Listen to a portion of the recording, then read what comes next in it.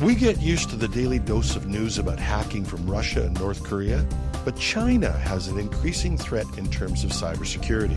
And today we have a special edition with 3 stories that we found over the weekend that illustrate the risks coming from China. There's concerns from Silicon Valley, there's a stunning report on how deeply China has infiltrated the Canadian government systems, and a botnet that just won't go away that has Chinese origins. This is Cybersecurity Today. I'm your host, Jim Love. Silicon Valley has long been a breeding ground for innovation, but increasingly, it's a breeding ground for espionage.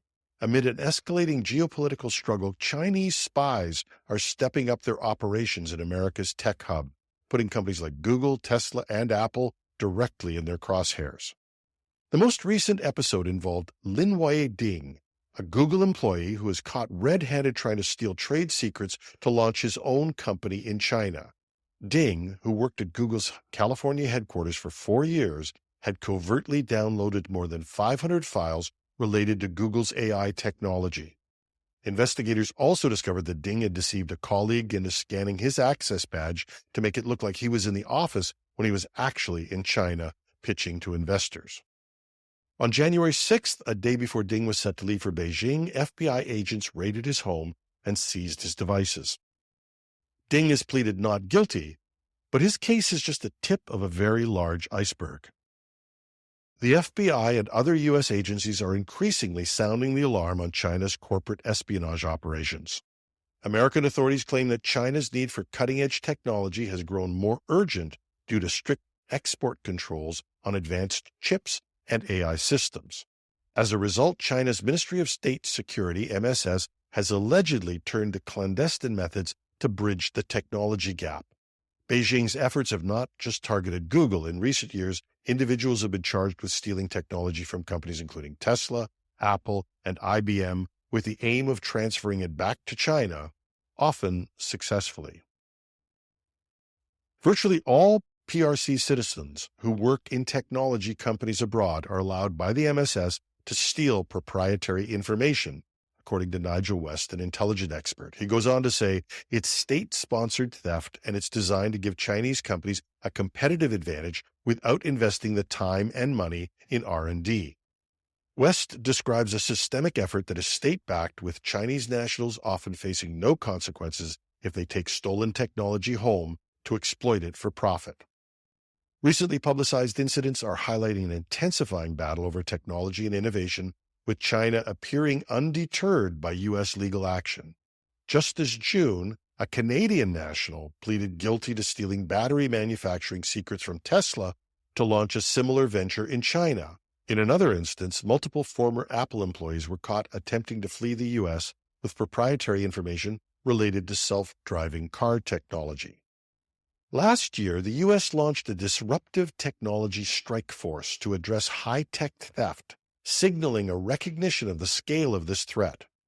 And for Silicon Valley, this is not just about safeguarding intellectual property. It's about maintaining the U.S.'s position at the forefront of global technology. Companies have stepped up their internal security measures, screening employees more rigorously and working closely with federal authorities to counter these growing threats. But as Beijing's ambitions grow, Silicon Valley's tech giants are facing an uphill battle in defending themselves against espionage on an unprecedented scale. Chinese hackers reportedly infiltrated Canadian government networks for 5 years, gaining access to sensitive information, according to a report, the National Cyber Threat Assessment from Canada's Cyber Centre, part of the Communication Security Establishment. The report claims the intrusion attributed to Chinese state-sponsored actors aimed to gain strategic, economic, and diplomatic leverage. The hackers allegedly targeted a wide range of government systems, including federal, provincial, and indigenous networks. The report states, PRC state-sponsored cyber threat actors persistently conduct cyber espionage against federal, provincial, territorial, municipal, and indigenous government networks in Canada. Notably, members of the Inter-Parliamentary Alliance on China, who have criticized the Chinese Communist Party, were targeted in 2021 through phishing emails designed to plant trackers on their devices. The attackers were interested in sectors like advanced robotics, quantum computing, 6G networks, Web3 technology, and aviation, with private sector organizations in these fields also affected.